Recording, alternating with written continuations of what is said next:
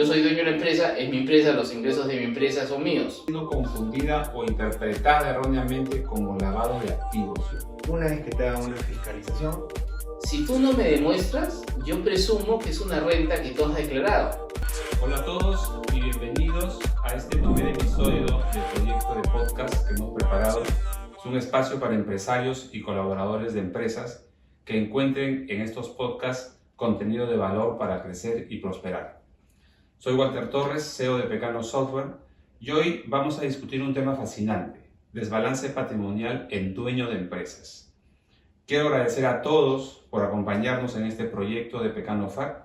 Estamos muy emocionados de lanzar este podcast, cuyo objetivo es proporcionarles información relevante y práctica que puedan aplicar en sus negocios. Además, durante nuestros episodios podrán conocer expertos y profesionales que compartirán sus conocimientos y experiencias, ofreciéndoles oportunidades para mejorar y expandir sus propios negocios. Queremos que ustedes, nuestra audiencia, sean parte activa de este proyecto. Pueden enviarnos sus preguntas y comentarios a través de nuestras redes sociales y a través de nuestra página web, que en siguientes episodios estaremos respondiendo. Hoy me acompañan dos invitados muy especiales. Edinson Tito, del estudio Luna Andina. Él es abogado de la Pontificia Universidad Católica del Perú, Master of Laws, University of California, Berkeley, con más de 10 años de experiencia en las prestigiosas firmas Ernst Young y PwC, profesor de Derecho Tributario en la Universidad Continental y CIDE en la Pontificia Universidad Católica del Perú. También nos acompaña Iván Montoya, abogado colegiado por la Pontificia Universidad Católica del Perú, especialista en tributación con más de 25 años de experiencia. Cuenta con maestría en Derecho Tributario y otra en Derecho Administrativo, así como tiene también diversos diplomados y programas de especialización en materia tributaria. Entre el año 2001 y el 2013 se desempeñó como asesor experto de tributos internos de la instancia superior a SUNAT, Tribunal Fiscal, y actualmente trabaja como asesor independiente en materia tributaria en diversas empresas del sector privado y público. Juntos exploraremos los desafíos y soluciones relacionados al desbalance patrimonial, un tema que afecta a muchos dueños de empresas y que podría incluso tener un impacto significativo en la salud financiera personal e incluso de los negocios. Entrando en materia, Edinson, es un placer tenerte con nosotros. ¿Podrías empezar contándonos un poco sobre ti y tu experiencia en este campo y dar inicio al podcast? por supuesto, Walter, muchas gracias y también un cordial saludo a todos los que están viendo este podcast. Mi nombre es Edinson Tito Peralta, soy abogado tributario con más de 10 años de experiencia en asuntos vinculados a fiscalizaciones y diversos temas de incremento patrimonial. Lo que vamos a ver el día de hoy en este podcast es un tema muy interesante que tiene que ver además con la designación del nuevo superintendente de SUNAT hace pocos meses, que básicamente él está trayendo una nueva política orientada a medianas empresas, a personas naturales e informales, con la principal herramienta que es el desbalance patrimonial, que se va a manifestar a través de las esquelas inductivas y fiscalizaciones. Ese va a ser el tema que vamos a abordar hoy, querido Walter. Gracias, Edinson. Iván, es un placer tenerte con nosotros. De igual forma, ¿podrías contarnos tu experiencia en este campo y qué situaciones de riesgo asociadas existen? Hola Walter, buenas noches. Sí, bueno, igual que Edinson, yo soy abogado tributarista, tengo bastante experiencia en el mundo tributario como asesorías privadas y también públicas. Y este tema yo lo he visto con bastante frecuencia, especialmente en los últimos años. Nos recordemos que si bien el incremento patrimonial como figura legal tiene ya varios años, más o menos desde el año 94, desde el año 2000 en adelante, SUNAT cada año registra mayor cantidad de procesos sobre este tema. ¿Por qué es importante? Porque afecta básicamente el patrimonio de las personas naturales y, como tú lo has dicho, especialmente de los propietarios de empresas. ¿Por qué? Porque si bien la empresa y la persona natural que es dueña de esta empresa están vinculados, o sea, los ingresos de la empresa en la realidad se pueden mezclar con los de la persona natural, deben tener un vínculo legal que lo justifique. Entonces, la disposición sin este vínculo, sin esta demostración o acreditación del origen que hace una persona natural de los ingresos de su empresa, nunca van a tener sustento. Y ahí entra especialmente a tallar un concepto que es muy importante, ¿no? O sea, en el tema del incremento patrimonial, las reglas de defensa, las reglas de las pruebas y del procedimiento en sí es totalmente diferente a los procesos tributarios y es muy diferente a los procesos legales en general. Entonces, tienes que seguir una serie de condiciones y requisitos que no se exigen en otros procesos, y ahí es el punto débil de las defensas en general de las personas naturales, porque al no sustentar de manera previa o de manera adecuada, cumpliendo los requisitos de la propia norma, muchas veces caen en un problema sin necesidad de, en realidad, tener un desbalance, ¿no? O sea, la falta de formalidad, a veces la negligencia o el desconocimiento hacen que se confunda tanto un tema de evasión real, que es lo que pretende evitar el desbalance patrimonial, con temas de informalidad que simplemente son descuidos.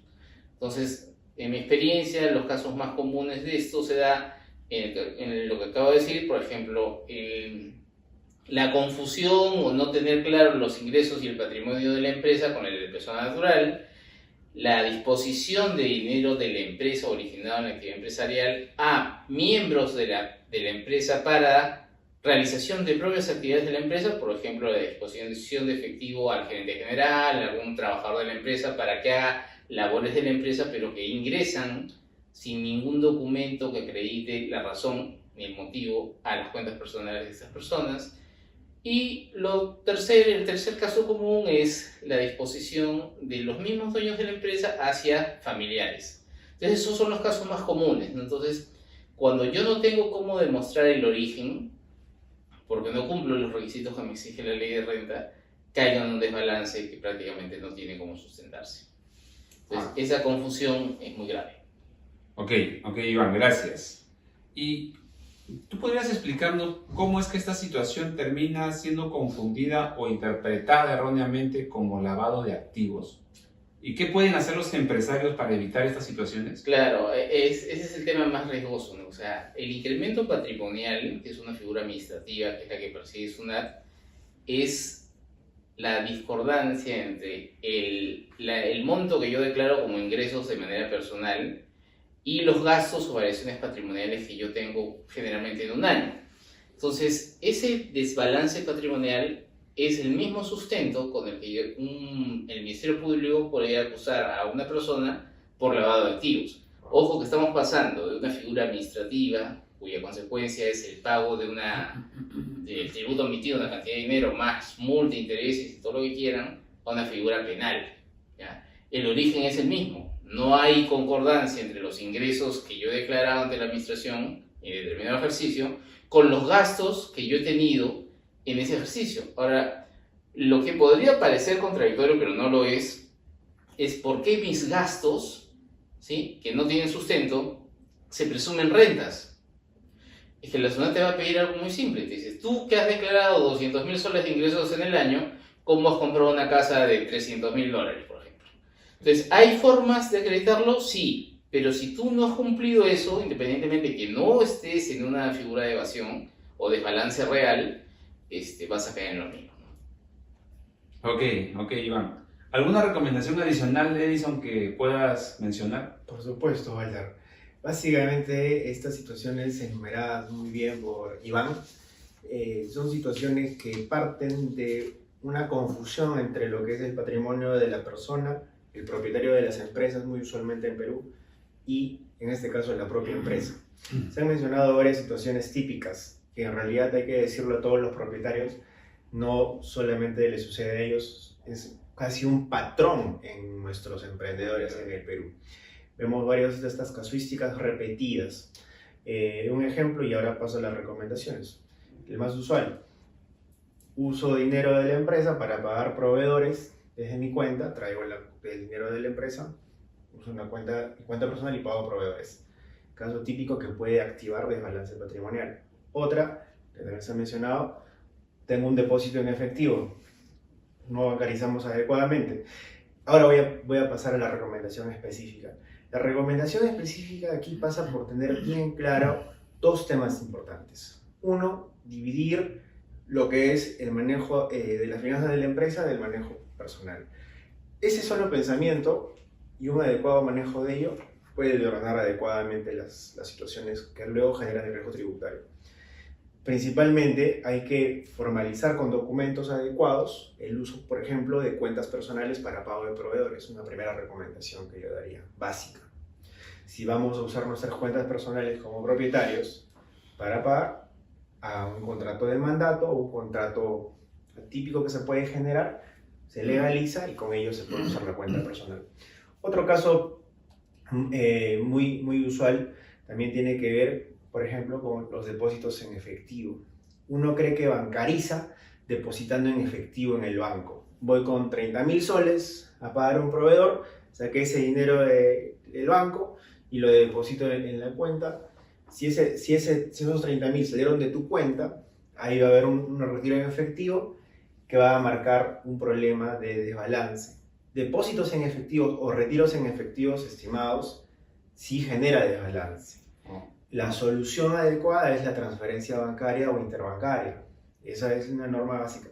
Ahí se confunde mucho. Estoy bancarizando porque ya lo deposité. Eso no es bancarizar. Al contrario, estás generando desbalance al llevar plata en efectivo, dinero en efectivo, para hacer un pago de proveedores. Otra recomendación importante que daríamos a partir de la casuística que estamos encontrando aquí es que nuestros emprendedores, nuestros amigos empresarios, puedan hacer una comparación básica del ITF anualizado que ellos tienen, que eso se descarga automáticamente con la clave Sol, y se pueda ver cuál es el número que ha marcado. Puede ser que haya marcado, un ejemplo, 3 millones de ITF. ¿Qué te dice eso? En el año movió 3 millones a nivel de banca. Ahí haces un disgregado y puedes sacar qué parte corresponde a incremento patrimonial o desbalance patrimonial. Uno ya puede más o menos ir preveyendo. Eso lo comparas con tu declaración. Ejemplo, y con esto ya cierro parte de mi intervención. El año 2023, descargo mi ITF, 3 millones de soles. ¿Y cuánto declaré? Cuarta, quinta categoría y primera y segunda categoría declaré a lo máximo 500.000 soles. ¿De dónde salieron esos 2.5 millones? Esa es pregunta clave que va a caer por su propio peso en una escala inductiva. Hasta aquí esas son las recomendaciones que podríamos dar en términos generales. Gracias, Edison. Iván, ¿y qué pasa si ya nos llegó la esquela? Si ya estamos con el problema. ¿Qué podemos hacer? ¿Qué pueden hacer los empresarios? Mira, siguiendo lo que señala Edison, lo más importante es que los ingresos o las rentas que llegan a mí, a mi cuenta, que son las que básicamente detecta SUNAT por el ITF, sean trazables. O sea, yo debería tener una conducta diligente, preventiva, y en cada momento saber cuál es el origen o poder demostrar el origen del dinero que está en mi cuenta como persona natural. Esa es la clave. Ahora, cuando ya no he sido diligente y tengo un problema con la notificación de la carta inductiva, lo único que me queda es tratar de sustentar el origen rompiendo la presunción. La presunción, ¿qué es lo que trata de atacar? Yo tengo un ingreso en mi cuenta de banco, básicamente, que es lo más común, que no se condice con mi declaración. Entonces yo puedo decir, bueno, este ingreso es porque tuve un otorgamiento de dividendos, tuve una compra-venta, una herencia, algo, pero necesito documentación. Entonces, cuando puedo romper la presunción, es porque yo puedo corregir de repente la transacción que se hizo, rectificando, declarando, sustentando, ¿ok? Pero si esa operación no se puede acreditar, lamentablemente voy a incurrir en un incremento patrimonial. O sea, a lo que se refería Edison, por ejemplo, cuando no cuadra la renta con mis declaraciones, en realidad se puede deber a muchas razones, a muchos motivos, ¿no? Entonces, el primero que va a estar enterado y que puede comenzar a ordenar y corregir eso es la propia persona. Y siempre tiene que tener en cuenta de que el ingreso del dinero que está en mi cuenta tiene que tener un motivo y una prueba que acredite de dónde viene. La SUNAT lo que está diciendo es, si tú no me demuestras, yo presumo que es una renta que tú has declarado. O sea, como si fueras un evasor directamente. Y muchas veces eso no pasa. Simplemente que no se da el paso previo para poder sustentar. O sea, el tema bien, el más común de todos estos casos es, yo soy dueño de la empresa, es mi empresa, los ingresos de mi empresa son míos. Sí, correcto. Pero para que pase de una cuenta de la empresa de manera sustentada y evitar el incremento patrimonial, requiere un vínculo. Por ejemplo, me atribuyeron dividendos, yo trabajo en la empresa y tengo un sueldo, tengo un mandato, tengo un correo que me dice se le va a otorgar o se va a trasladar tal cantidad de dinero para pagar eso y demostrarlo. O sea, iba a pagar proveedores, iba a pagar personal, yo qué sé. Muchas veces también ocurre que en estas empresas que todos son totalmente formales, yo soy el dueño de la empresa y requiero pagar planilla, lo pago de mi cuenta. O sea, no necesariamente tengo plata en la empresa, pero de repente no tengo el ingreso suficiente en la actividad comercial para pagar y hago una disposición a través de otra cuenta. Eso tiene que estar también sustentado y acreditado para evitar la contradicción entre los ingresos declarados y lo que la SUNAT encuentra en los bancos, ¿no? O sea, el ITF es una guía, pero no es una prueba que sea totalmente certera de que hay un desbalance. Y el caso típico es, por ejemplo, los cambistas. O las personas, como las estaciones de servicio, donde trabajan mucho con efectivo. Yo puedo tener un movimiento grande y constante, diario de efectivo, pero eso no significa que mi renta es la suma y resta de eso, ¿no? Entonces, hay muchas cosas en la práctica que requieren ser analizadas para evitar esta situación, ¿no? Qué interesante. Ok, Iván. Entonces, concluyendo, vemos que las cartas inductivas deben ser atendidas adecuadamente, ¿no? Uno, Sí, y especialmente sí, claro, continúa. desde el punto de vista legal. O sea, acá hay un punto débil que lo mencionamos al inicio, ¿no? Este es un tema totalmente legal, no es un tema contable, no es un tema práctico, no es un tema racional, no me basta con tener las constancias de banco. O sea, esta figura es una norma muy especial, es un supuesto muy específico que regula y tiene procedimientos y forma de valorizar pruebas totalmente diferente en cualquier rama del derecho. Entonces yo tengo que cumplir eso para poder defenderme bien. Muchas veces los dueños de las empresas o las personas naturales que reciben una carta inductiva, lo primero que hacen es recurrir al contador. Y a veces pueden tener la información como para defenderse, pero a veces, a pesar de que tienen la información, no se defienden de manera adecuada. Y ahí es el punto débil, ¿no? Ese no es un tema contable, es un tema totalmente legal.